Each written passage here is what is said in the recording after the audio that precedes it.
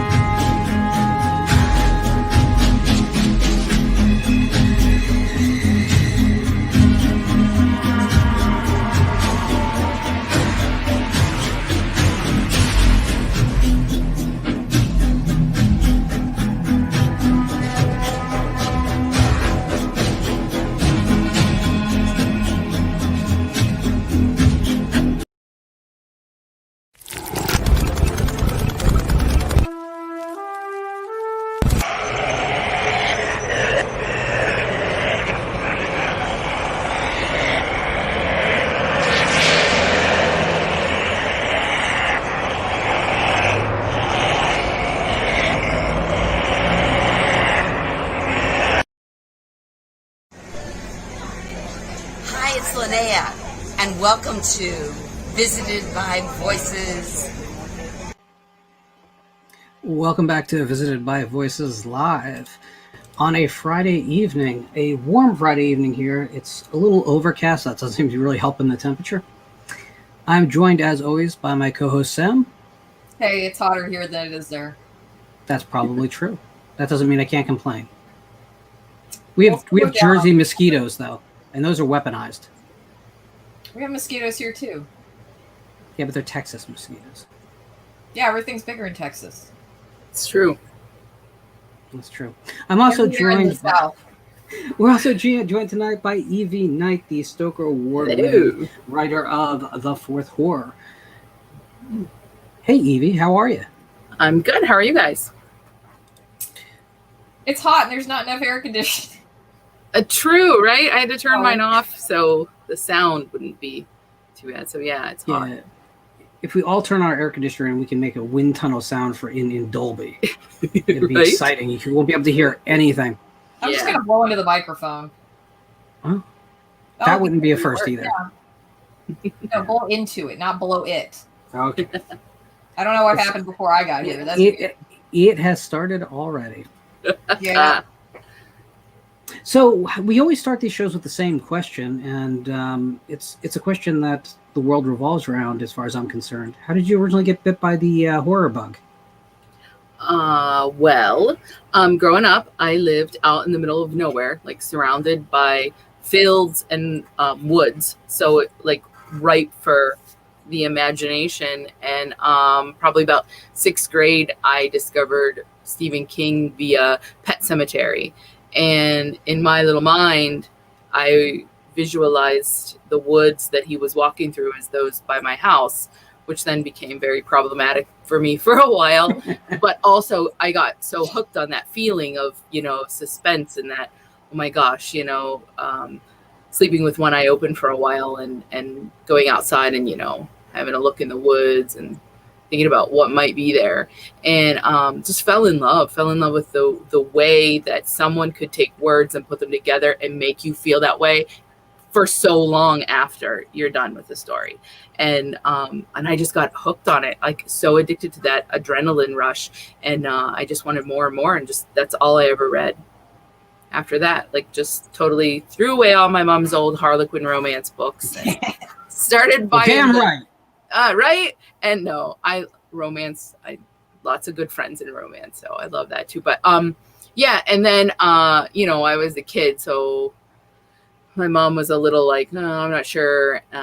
But for whatever reason, those little pulp horror novels that were on like the little spinny around bins at like the dollar store or like the pharmacy or whatever, she never had a problem with those. So I read any single one. Like, yeah, I'll go to the pharmacy with you if you buy me a book. And so read lots of pulp stuff for a while, and then finally she deemed me old enough really to start reading Stephen King, and then I couldn't get enough, and branched out from there.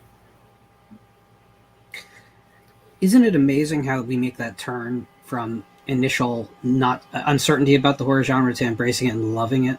Yes, It's a weird thing that doesn't happen to everyone.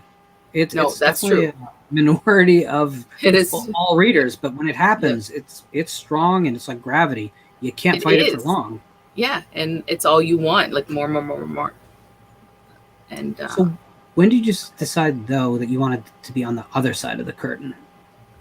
I think really early on, just reading it and again, sort of studying those words and like just the idea that someone could do this with just words. And I hate to keep going back to Stephen King because I think everybody does that, right, with horror, but I really like the way he wrote and I really like the way he told a story. And I wanted to do that. But at the same time, my mom was like, oh, you want to be a horror writer? Well, maybe you should have that could be your like plan B, or that could be your hobby. You should do something else and make a living. And so I kind of put it aside and went like a science route for a long time and went into medicine. And then it wasn't until all of that training and everything was behind me and I was actually working that I started dabbling again with writing. And, just really want to see if I could make the time in my life to do it. Did I love it that much? And so I did, and here I am. Sounds like Mom didn't have a proper appreciation of ramen. She's not a big horror fan, but she reads my books, so that's all I can ask. She reads my books, and I get looks, like, oh no. You did not go there, like. Absolutely, my mom reads my books too, and after mentioning Ghost Rape, so yeah, that look thing you get, right? Yeah, it's like, well, I liked it; it was good, except those parts. Yeah, like where did you learn that stuff? And unfortunately, we can't do we learned it from watching you speech. Right. Just too uncomfortable. Too uncomfortable. Yeah, exactly. So I'm glad my mom's senile and then my dad is so disconnected from anything happening in my life. It's like, cool. Neither one of them guys see any of this. Right. My dad, yeah. My dad is such a farmer, country guy. I'm working on a book right now and I had to call him the other day and I was like, Dad, like one of Dad's fun things to do is go for a walk in the woods and find shed deer antlers. Like that's the highlight of his day. And then he'll report like how many antlers he's found. And I called him up the other day and I was like, Dad, I need you to send me some antlers. I want to take a look. I want to see how hard they are to break. I'm thinking about somebody maybe putting one in their vagina. And he's like, what? I was like, I'm not really gonna do it, Dad. Like, I just need you to send it. I want to touch one. I'm not putting it in my vagina. Yeah, like, Dad, don't worry. Like, he's like, I was like, just like think about it when you look at it, and it can't be too stabby. And he was like, oh my God, I'll send you some. Like, thanks. As long as we don't ever have to have any part of this conversation ever again, I will send you anything you want through the postal service. I said, wait till you tell the guys that down at the farm, that I called and that. He's like, nobody needs to know about this. No. This stays in the family. The guys at the farm. Like, no. So. Yeah, minus that awkward conversation. That's very similar to what my dad does because he spends a lot of time just walking around his property and, they're in Louisiana out in the woods. So, yep. He's got space around there. And he's picked up a couple of really cool things. Like he sent me half a possum skull. And then he also found a vintage rat poison bottle, which was probably one of the best gifts that he's ever gotten me. Your dad and my dad would totally get along. He sent me a raven skull once, and he even bleached it and everything. He was like, "I got all the dead stuff off for you. I think you're gonna like it." I'm like, "Yay, thanks." So yeah, sends me same thing, cool stuff all the time. So yeah. Oh yeah, I'm so jealous. It's nice to have a parent that supports you. My medicine cabinet has a lot of mortuary supply bottles in it. Is all awesome. I'm saying. Yeah. Just want to point out a few things from the chat already. Moving along. First off, a friend of the show, Sarah Tatlinger, says hi. Hi.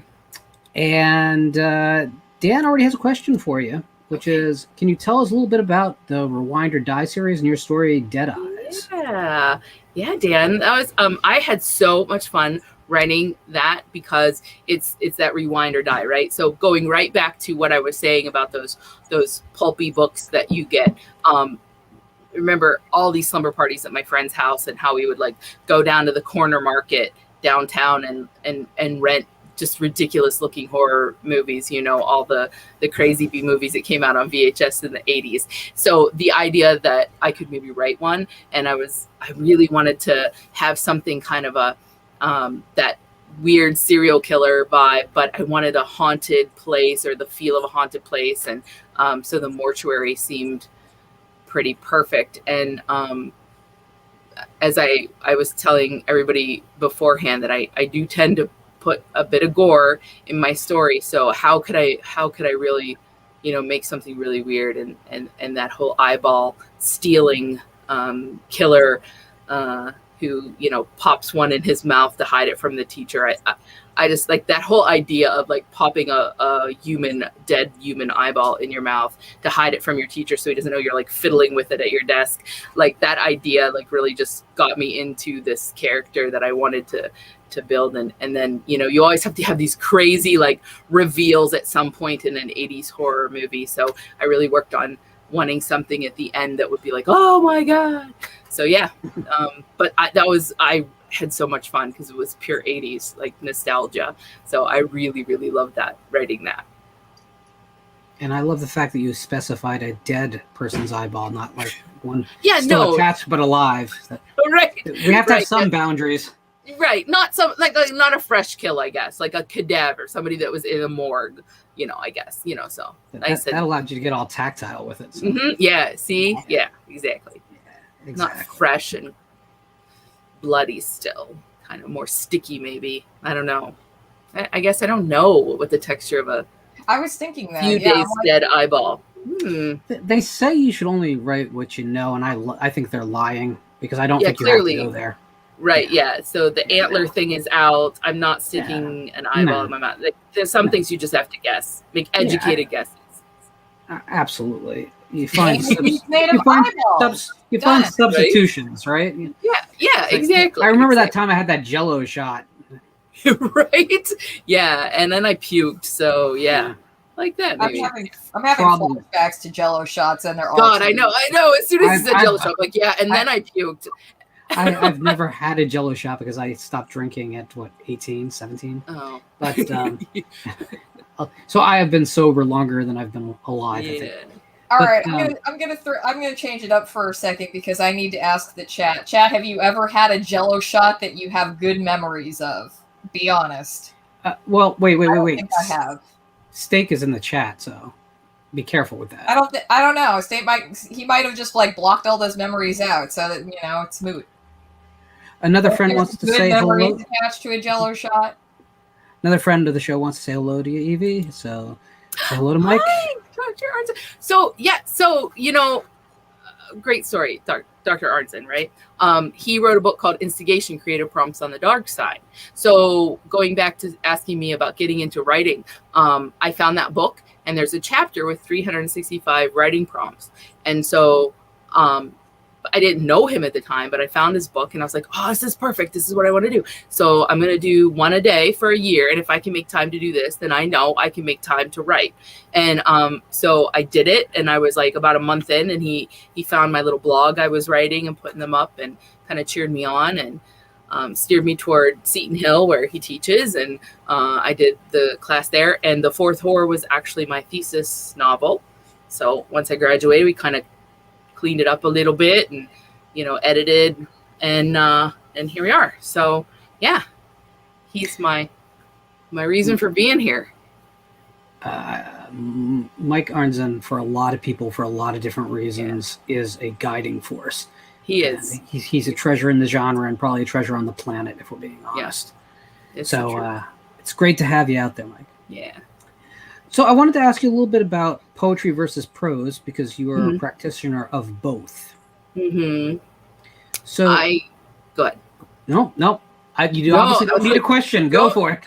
I'm okay. So for poetry, it is completely, when you say practitioner, that's exactly what it is. Is practice. Like I you've got Sarah and Mike here, that those are poets, right?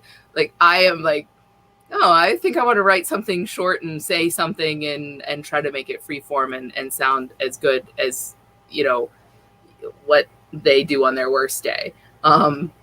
So I like poetry. I love it. I love reading it. They're both amazing, and I wish I could be that good. So every once in a while something comes out, but for the most part, I much prefer saying prose is my thing. So yeah, I don't. Cool. Just once in a while. So I want to point out that Steak Sauce is saying that Jello shots are fun, which I expected, and we have Mr. Arneson blushing. Nice. And you see, it keeps coming. Aw. Sarah says your poems rock. One of us. One of us. I could never write a poem. It just couldn't happen. So I want to. Like when I was in high school, I wrote poems. Those like girl poems about love and everything rhymed. Do you have one nearby that you can read right now? Oh gosh, no. I wish I did, but I don't. They're so bad. Like so bad. I thought I was a really good poet, because everything rhymed. It was about like, tears and wishing on stars and, it was about tears and fears. And how can you not want to spend time with me? And, Aww. Yeah, we're so angsty when we're teens, and then Right? you go back and you're like, oh my God. What an idiot. Like, no wonder he didn't want to spend time with me. I still have my literary magazine. Made the right choice there. poetry Right? thing. Yes. That's so bad. Yeah. So, okay, so I have to bring up a couple of things with the fourth horse, since we're kind of segueing that way anyway. Yeah, But it's like, yeah. okay, so I read the title and I was like, what happened to the other three? Is my first thought, because of Right. course. But I'm also like, is it like a barbershop quartet? And I was thinking that would be hilarious. That would be. I mean, barbershop quartets are really underrated, but Yeah. I finished reading the book like an hour ago, and I was like, yeah, that barbershop quartet isn't going to work out after all. No. They could not harmonize those four. They couldn't keep it together. Yeah, I don't think that's going to fly at all. No. So, Go ahead. what was the response? Because I can understand how it would be kind of seen as controversial, because Mhm. it's like rape all over the place in there. And there's a lot of just gross sexual violence and whatnot. And it's like, it's written beautifully, but I'm like, wow, this is super intense. Mhm. So, I started talking about rape and I just blacked out. It's okay. That's a little ironic. Oh, wow. I'm allowed to say that. That happened Right. to me. So it's fine. I can joke about it. Sorry if I triggered anybody, though. Fuck. What was I going to say? Okay. Well, it's gone now. The Never mind. response you were Sorry about mentioning. that. I was like, I made this bad joke and I didn't have anything to come back with. Fuck. Oh, well. So Um, I just It just Right. came to me. Sorry, Lauren. you're good. As soon as he starts talking, then I remember it. Then I can just That's how talk it right works. over him and just. Perfect. That's why you're here. That's why you guys are great together. Thank you. But I can that kind of subject matter is like really controversial. Mhm. I can understand that, Mhm. and there's also like a lot of political ideology. So did you get any sort of like criticisms for that, like in any of the reviews? I did. I mean, yeah, and I knew that was coming. I mean, I figured it was going to be a love-hate book right from the start, and we knew that, and even talked about maybe putting a trigger warning in the beginning of it. But I don't know.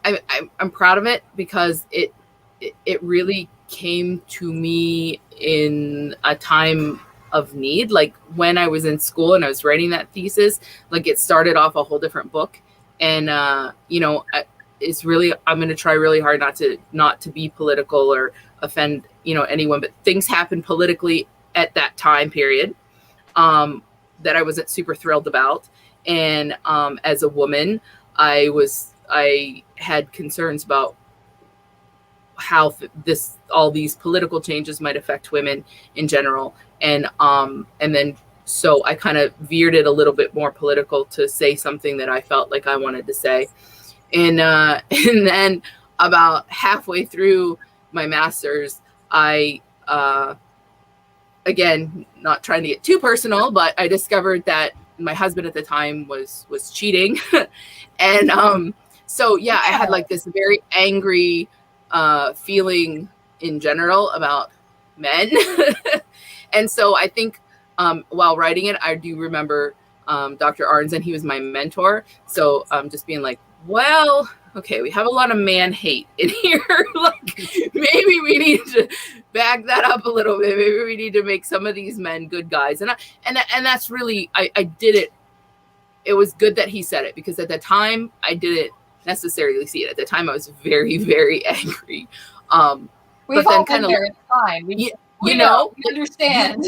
Yeah, right. So there's the casino scene where the two guys, I don't want to get to I don't know if you remember that one, Lilith, and there's two men. And oh yeah, I remember that one. Yeah. Yeah. And also the beginning, I was like, whoa.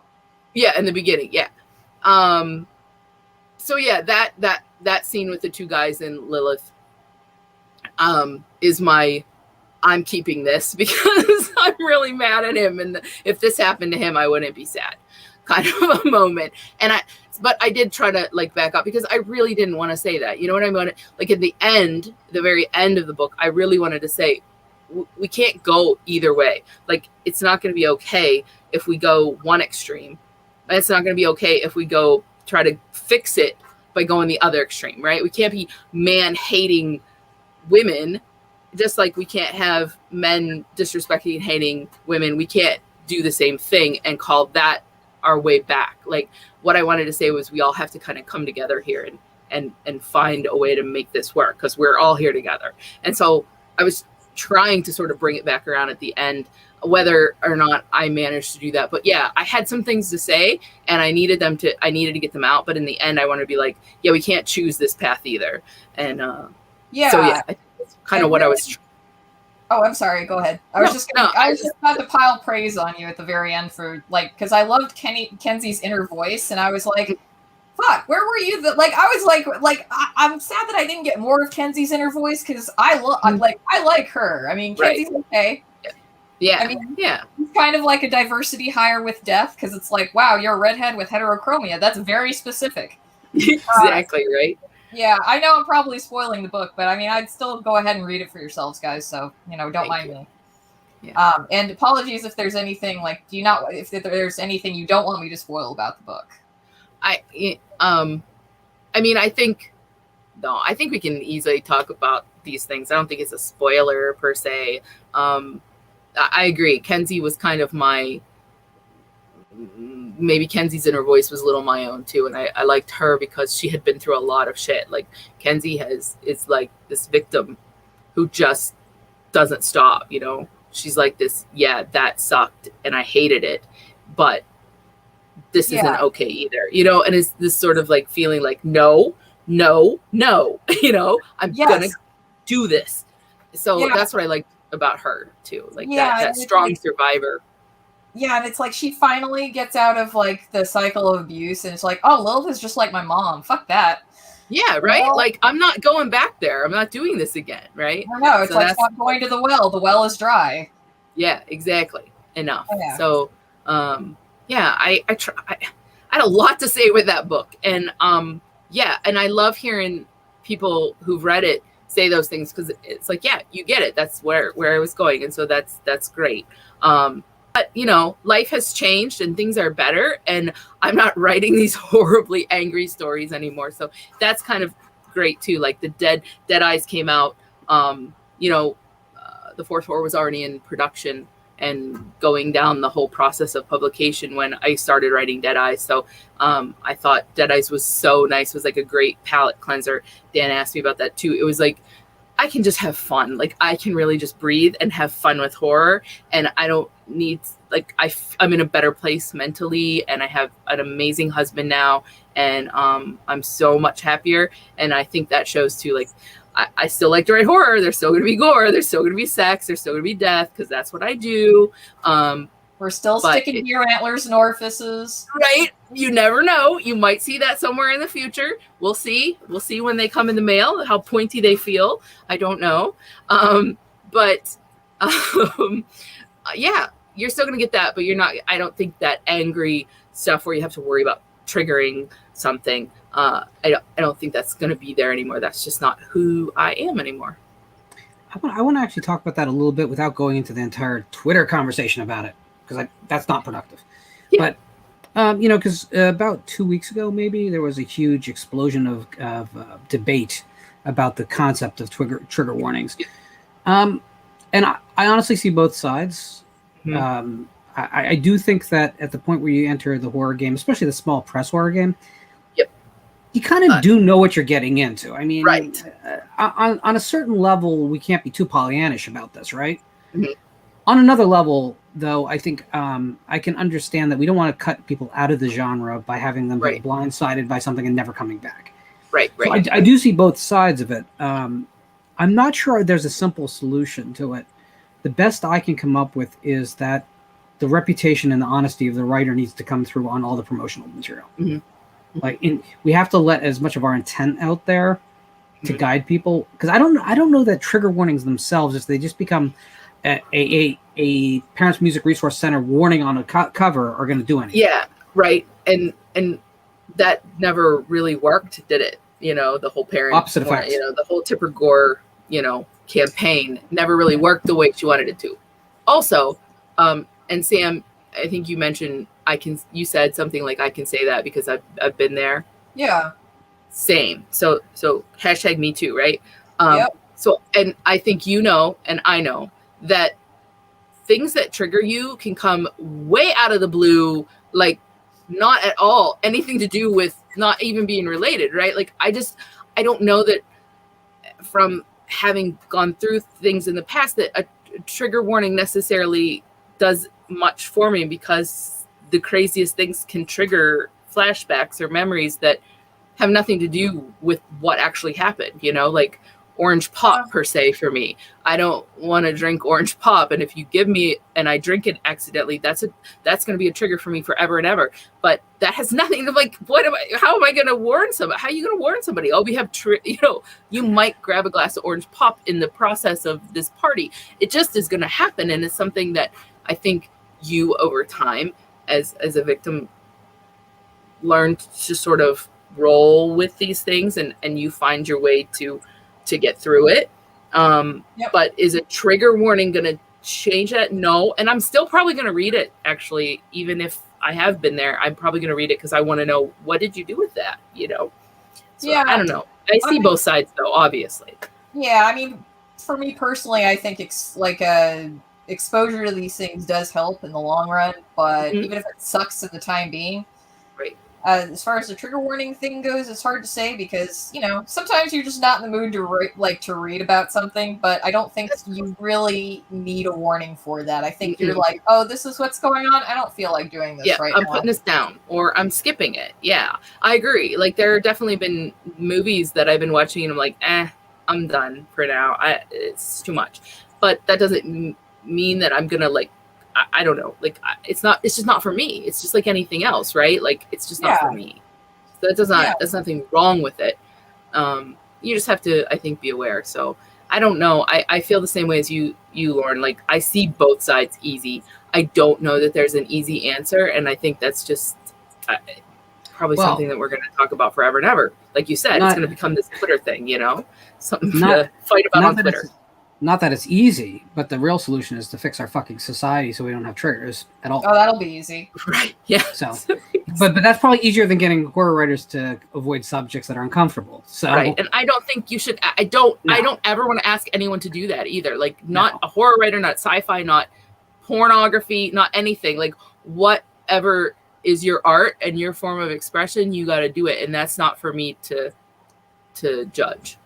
Yeah, one of my biggest pet peeves is when people talk about, to defend one form of art against censorship, they throw another one under the bus. Exactly. That is one of my least favorite. If I ever hear someone say that lame remark about you can show people make love you can kill people 70 ways on television, but you can't show them make love, I want to just strangle them. Right. Because they're empowering the people that are their enemies to still censor someone. Mm-hmm. Yeah. That's insane. Like, they're eventually coming back to you. Yeah, you got a distraction. Yeah, exactly. It art is art. There's plenty of art out there that I don't care for, but there are people out there who do like it. So that's the beauty of creativity, right? That's the beauty of creation. There's something for everybody, and it's not for me to decide what's right for you or anyone else. Yeah. Also, like, I have to ask, like, why is Serial such a fucking cuck? I mean, dude, what? He's like, okay, like, no, really, like, he's standing outside that rape cave for 7 years. I know, right? Fuck, Serial. I just wanted him to be like, I thought, would it be funny if Death was like this just big bumbling idiot? Like, he's trying so hard to be a good guy, but he is so dumb. Like, he makes the dumbest decisions all the time. Like, he can't get it right. And he wants to follow the rules and do what like his creator tells him to, but also this isn't quite right and I don't like it and I should step in, but my creator said not to. And it's like this big, he's just this bumbling fool. And I don't know, I just really liked, like, wouldn't it be funny if Death was just this big bumbling guy who's trying so hard to be a lot, actually. Trying really hard. I'm just thinking, like, oh my god, Kenzie has to spend eternity with the guy who stood outside the rape cave for 7 years and let that happen and let her like prostitute herself for rent and sell drugs. And I'm like, and you have to show him how to be a functioning immortal. I'm so sorry for you, Kenzie. What the fuck? Yeah, right? Like that poor bird, too. Like, he gets so annoyed by the bird, and the bird's just like, oh my god, like, I'm stuck with this guy forever too. Like, the bird's always like, oh my, I'll go get it, you know, like, cool with it. Enoch was legit. Yeah, Enoch was awesome. I loved it, and I loved making him a her by the end, like, you know, him arguing all the time that Enoch's a boy and Enoch is a girl. I don't know, just little things like that. I like putting a little bit of really funny humor, and I just really Sariel, so he's just he'll come around. Like, Kenzie's she'll straighten him out. No lie though, with Enoch and the gender switch, like, I wasn't sure. It's like, why is Enoch having this weird gender identity crisis? And I was like, I had just had a bite of a CBD gummy and it finally kicked in. Trying to brush my teeth reading this, and I was shouting to my husband from the bathroom, this bird's having a gender identity crisis. Right. I was like, what? No, but I really do like Enoch as a character, though. Yeah. Enoch's probably one of my favorite parts of the book. Yeah, mine too. I love Enoch. I have Enoch tattooed on my arm. So yeah, nice. Enoch is definitely my favorite. I also like what you did with Death with Serial having the scars of all the names of the people that he took. Yeah. And I think it's just like a cool illustration of Death to think about. Right. A lot of this came through with, like, reading it. You know, your mind comes up with the pictures and whatnot. Mm-hmm. I wasn't imagining actually like real people. This felt more like an anime to me, and I think that's probably because Serial reminds me of an anime character in a little bit, like the way he's designed.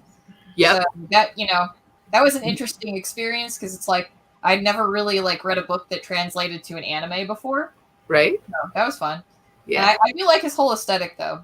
I did too. Like, I really wanted to make him different. I didn't want to make him like the typical Death. Like I said, I really wanted him to be different. Like, Neil Gaiman's Death is a female, right? So in the Sandman, that's awesome. I don't know if you've ever seen like Terry Pratchett Death from, like, there's the Hogfather. I don't know if my daughter has that the DVD, and every Christmas makes us watch it. It's like 6 hours long, but it's really great. And Death in that is so, he's kind of this bumbling, like, he's trying to do right, but so I kind of took a little bit of both characters and tried to sort of take their attitudes and their, like, how different they are from your standard Death character, and sort of use those as figures to make my own out of it. And yeah, I really like that idea of the scars all over him from people's names of the souls he took. Kind of like a walking graveyard or something.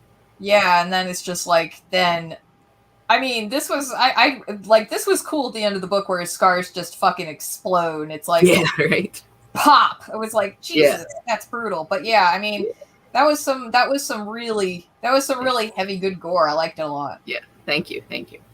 On that note, Dan asks another question. For all three of you, what do you consider the most disturbing horror story you have ever read? Oof.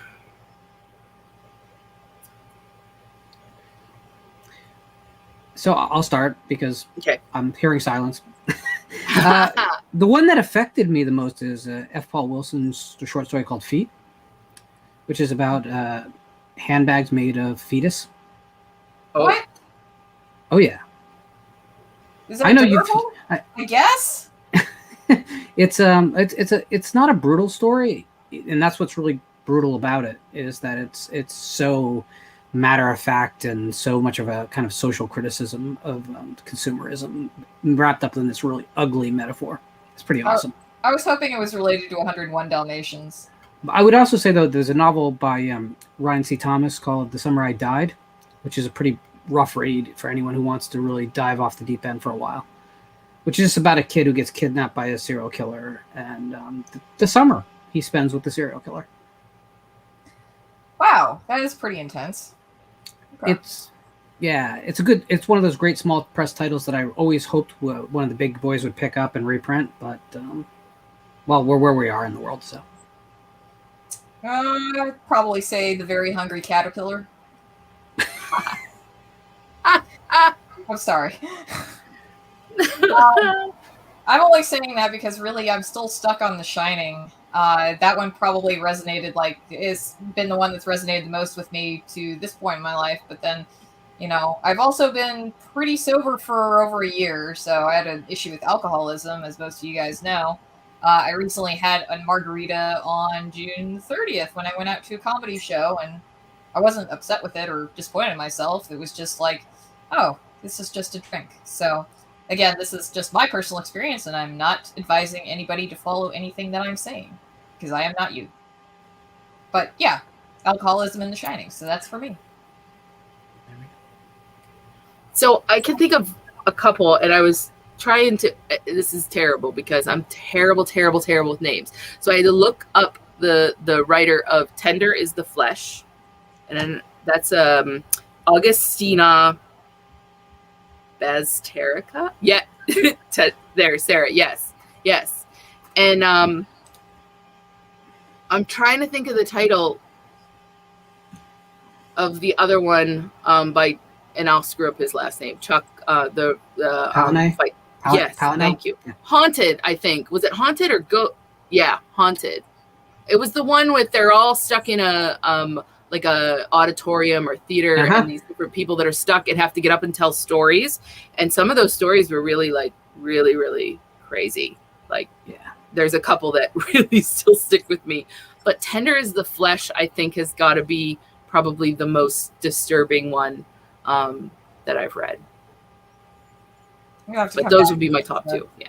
I'm gonna have to come back to this episode later on and take down these book titles. Yeah, definitely. Yeah. Yes, very, yeah. Okay, Dan. Yes, Haunted. Yes, thank you. There we go. Peter Straube's ghost story. Haunted. Yeah, I got it. Yep. So back to the fourth horror for a second. Although not deep into the structure of the story. Okay. First novels are kind of handshakes to a wider audience because short stories, because of the nature of anthologies, are not a mass market form anymore, unfortunately, in general. Exceptions be noted. But so for a lot of people, a novel is the first chance to really make an impression with a more general reading audience. Obviously, fourth horror is pretty hardcore for that first impression. Was that a conscious decision, or was it just what had to happen? Okay, I can tell you that the publisher, Raw Dog Screaming Press, actually said to me, "Is this the one you want? You want to put this out. This is your debut. Do you want this? Do you want to hang on to it and come, do a different one first, and then bring this one in?" And if I had to do it all again, would I do that? I don't know. But I was really proud of myself because of the complexity of the story. There was a lot of different things going on and woven through, and I really thought it stood out kind of in that regard, not just the what's the topic of it, but like sort of the writing complexity.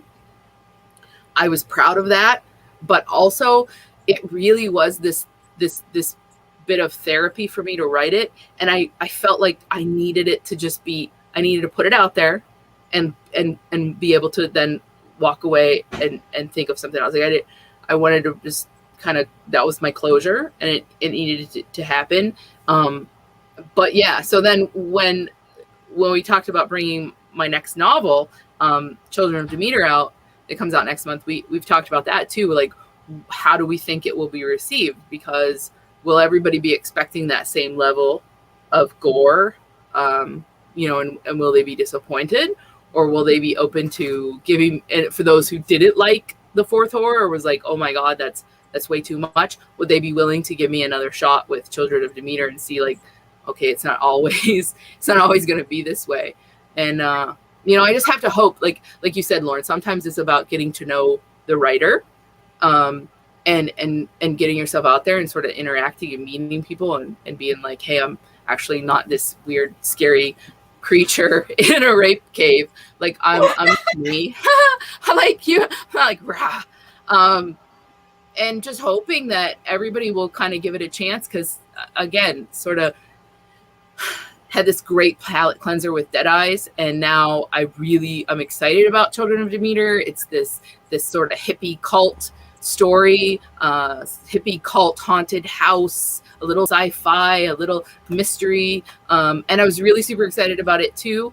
And I just really hope everybody that was a little shy on the fourth horror will give it a try, because it's not that anymore. It's like moving on, and I still like holding on to the sex and death and the female villain or the female deity or something. I always like messing around with that too. So I got to do all those things that are like trying to build my brand that isn't maybe gore. It's more sort of this female sexuality, this death, this strong woman, maybe this woman villain as well, and the supernatural and all that. Like, that's kind of what I find myself drawn to again and again to write.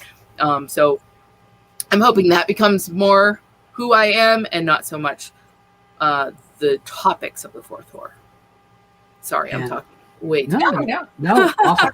Like, I really wanted to get to know you better, because, like, the fourth horror, I mean, it's meaty. Like, it's very much like a book you can sink your teeth into, even if, it's like maybe you don't want to sink your teeth directly into the piles of shit and piss. Right. Because, I mean, there is that in there, too. There is. Right at the right from the start. Yeah. But, like, I mean, to be perfectly frank, like, it's interesting because the political overtones, I was like, okay, this is a bit much. I'm gonna keep going. And it's like, by the time I got to the end, I was really like getting like invested in the characters, and then I was at the end, which was frustrating because I'm at the end.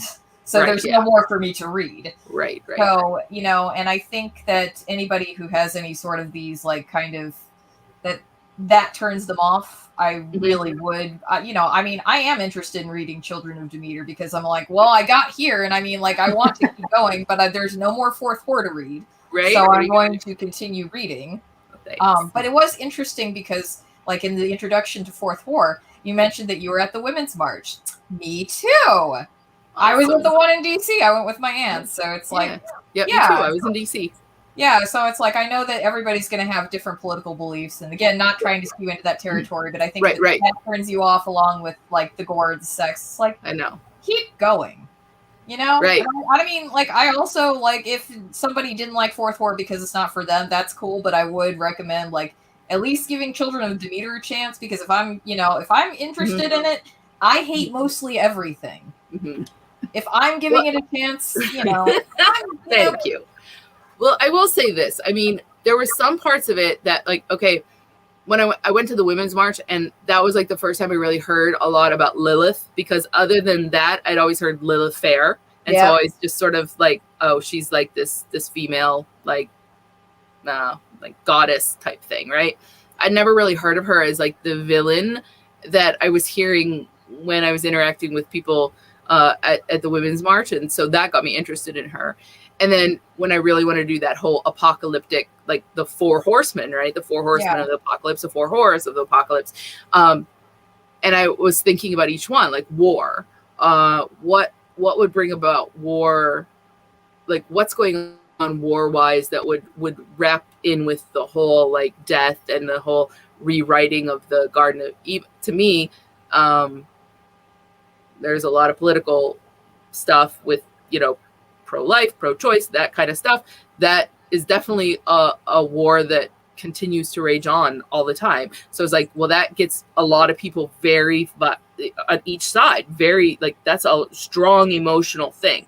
So it's like, okay, that's my war, you know. And plague, well, I've got this woman who's both a succubus and a, you know, a demoness, but also a goddess. So why wouldn't it be a sexually transmitted disease for plague, you know? And so some of it just seemed like those were the things that fit best with what I was doing with Lilith and her past anyways. So some of it just seemed like the right thing to do.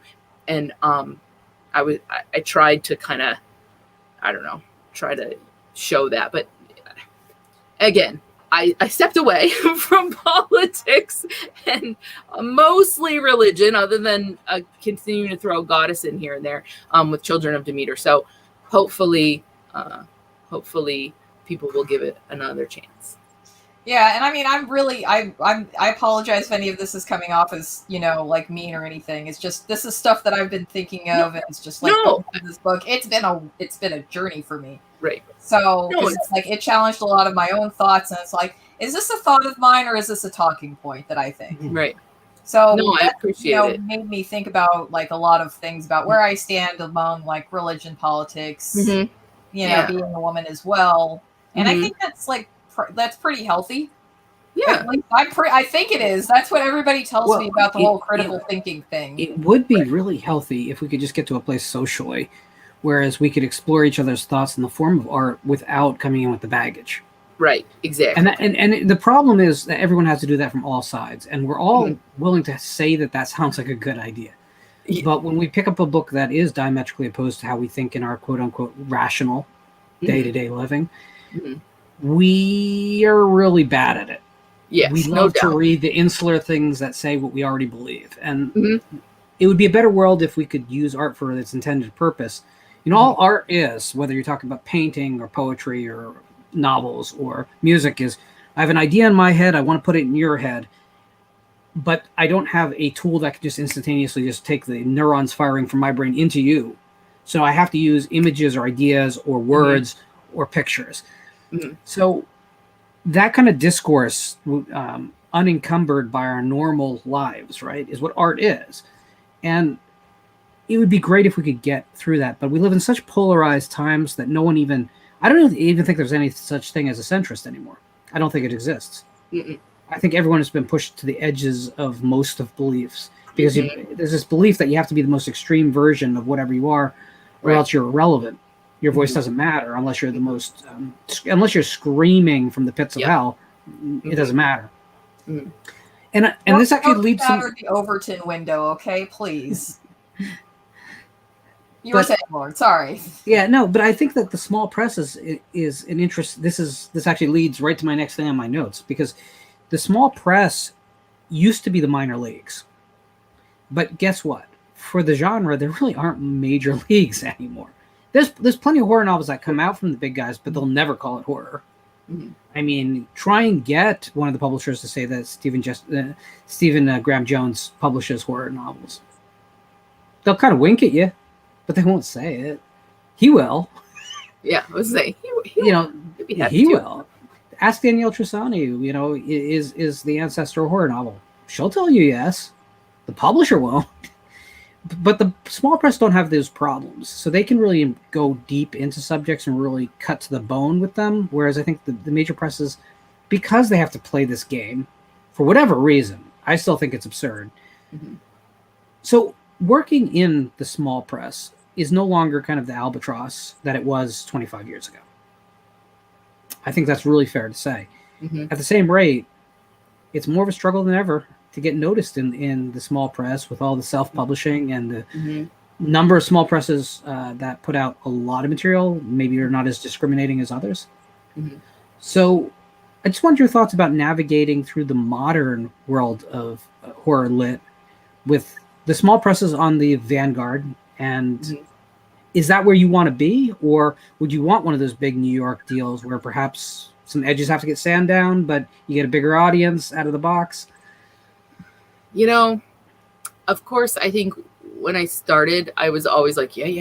Of course you want the big name, and you want the money that comes with it, because why wouldn't you? Like, if I could get some kind of big giant contract for something, right?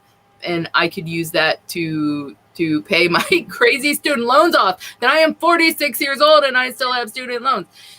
If I could pay that stuff off, right? And I could live just by writing, which is what I love to do, and I wouldn't have to do a day job, then yeah, for that reason, right? Like, I mean, I think we'd all be lying if we didn't say money would be great, right? So that the notoriety, the money that comes along with that. But what you lose in that is sort of that amazing relationship you develop with your publisher, with your editor, with the artist, the cover artist, and how much you get to sort of interact with the whole process, which I love. And I love that these people, I consider them my friends, and that we're like this big family. And when you go to like the horror writers, the Stoker Con, right? And you get to meet a lot of different small presses that are there that specialize in horror, and you get to know these people on a personal level. And you're like, it's oftentimes kind of easy then to start knowing who you really respect in the small press game. And I'm not saying that they have to go to those conferences, because you meet other writers too, and then you read their stuff and like, oh, whoa, who published this? I love this. This is kind of my style. Who published it? And then you start looking and you talk to, and then you kind of get your little list of publishers, your dream small press publishers and your small press publishers that you want to work with. And right now I'm super, super happy. I like where I'm at, and I'm good for a while. And, if something ever comes along that, I get this great opportunity and it allows me to write more, then yeah, maybe, yeah, of course, I'd probably be crazy not to take it. But right now I'm really happy in the small press world, and I'm happy getting to know the people in the small presses and kind of feeling and seeing they all do things a little differently, and some you're like, I might not ever work there again, or I might not put another thing to them. Might not send all had those stories. All had those stories, right? But for the most part, I've been really lucky, and I've got to work with some really great people. And so I love, like you said, I think the small press right now, especially for the horror genre, is where you're going to find some of the best stuff out there right now, and the most unique and original stuff. And because we are who we are in the show, we're going to let Steak take us out with a question in lieu of our friend Orc being around tonight to ask it. So get ready to be silly. What is your go-to fast food breakfast sandwich? That's a really good question. Is the breakfast Crunchwrap from Taco Bell, does that count as a sandwich? Because that's I love the Crunchwrap, the sausage Crunchwrap from Taco Bell. I haven't had that. I'm still stuck on the McGriddle. I know. Okay, guys, I know. No, it's fine. It's good. The McGriddle's still good, and then also the honey butter chicken biscuit at Whataburger. Yeah. No, see, I haven't had that, so I don't have a Whataburger. Yeah, I don't either. So yeah, it's magic. Whataburger is magic. I'm sorry, you guys don't have them. Oh, it's all right. We I'm just McDonald's and Burger King both have basically the identical right sausage biscuit. It's just I don't do egg or cheese, so it's just like meat between the buns, and it's pretty much the same both places, and that's all I pretty much get. I don't get their hash browns any of these places though. I have very big suspicions about the hash browns. I don't think that's potato at all. Nah, it's not real potato. It's just like sawdust and like aardvark or something. I don't know. Never really convinced that anything from a fast food place is actual real whatever it says it is. So I that's the beauty of fast food, right? Like, you know what you're putting into your body is horrible. It's the worst thing ever, but it's so tasty. How can you not? I know. And since we were talking about meat between the buns, I have a question about Daisy. Oh, no. I'm so sorry. Okay, because there's a part. I hate when I set things up for her. Look, I am not like, okay, so before she becomes a whore and she's lured that guy out into the desert, right? Yeah. Mm-hmm. And okay, so she's working a dominatrix gimmick, but she just like lets him go in with anal, like that's it. Like, where's your dominatrix stuff? Make him submit to you. It was just you just let him stick it in there. Yeah, I know. She's, she was a. There we go. So she is a prostitute, right? So she has to give in a little bit and catch him off guard. So that's right. Like, what's the best way to? I just had to ask. I was like, it's just anal, like right away. Come on, you're a dominatrix. Like, come on. I know you got him eventually, but still. Yeah. Evie, I'm pretty sure Sam just sold a lot of books for you. Oh, yes. Yeah, anal. Yeah. Yeah, I mean, there's there is like things I could cover as well if you like, guys. Right. Like, I literally can be like, oh yeah, all that porn you find on my computer, that really is research. I swear to God, it's research. Like, I appreciate that Piz missed the entire conversation about the deer antler in the vagina. Right? Yeah. Yeah. And this is a live show, so I can't start that at the beginning like I normally would when we record stuff. But Evie, would you believe me if I told you that our hour is coming to a close in like 3 minutes? I can't believe it. Like you said, last question, and I looked over at the clock and I was like, you are right. It always goes so fast. You'll have to come back sometime after Children of Demeter is out. It comes out on August 5th. So definitely everyone, our pre-order's already up. They should be, right? Yeah, pre-orders are out. And actually, if you pre-order, I mixed up some custom loose leaf tea, because another thing I used to do in my previous life was I owned a loose leaf tea shop. I know. Oh my God, I'm so jealous because I can't get loose leaf tea anywhere. I used to work at Tivana and they're gone. Well, so yeah, we'll get you some. But yeah, so I custom blended like Summer of Love is what I call it. And to go with the whole hippie cult vibe. And yeah, so if you pre-order, you get a sample of my tea. Is there a place I can go to, like, do you have a tea shop online? I don't, because I used to own it, and then I sold the tea shop in the town that I lived in when I moved, and then I just sort of quit then. But then I was just thinking how fun it would be to kind of go back there for that book, and do something sort of all natural, like that whole thing. So I mixed up some green tea with some herbs and fruits, and yeah, it's good. And it's legal in at least half the states at this point. Yeah, exactly. Yeah, but it's like nobody understands. Like, once you have loose leaf tea, you can't go back to regular tea. No, it's so true. Yep. It breaks you. I'm sorry. I had to get that out of my system. No, it's true. It's a whole ritual, right? Like, it's a whole Zen thing. How many teapots do you own? I should have busted out my octopus teapot for this. Fuck. Yeah. I don't know, like 3. I had to purge. So I had a ton. And my daughter probably has most of them now. So she's a tea freak too. Yeah. God, I miss good tea, like loose leaf tea. Yes.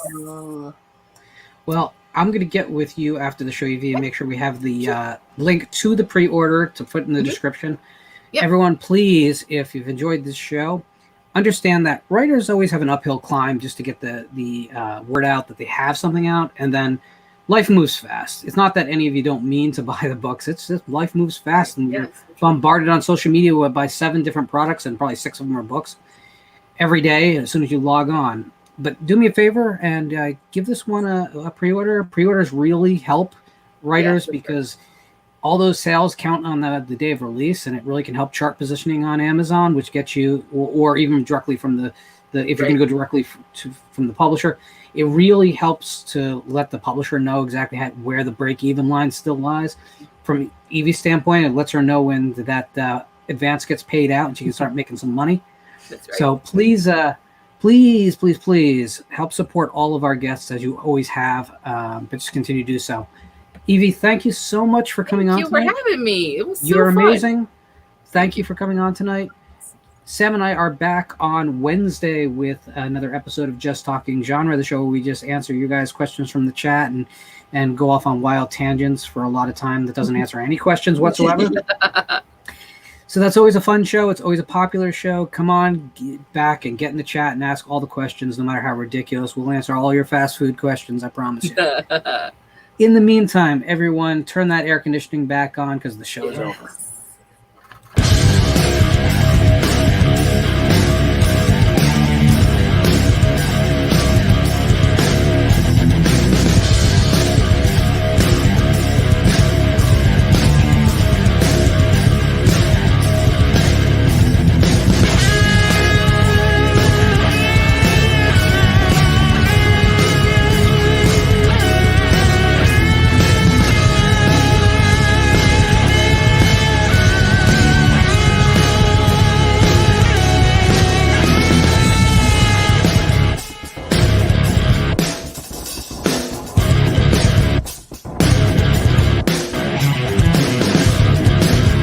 Fucking teeth. I saw the sign.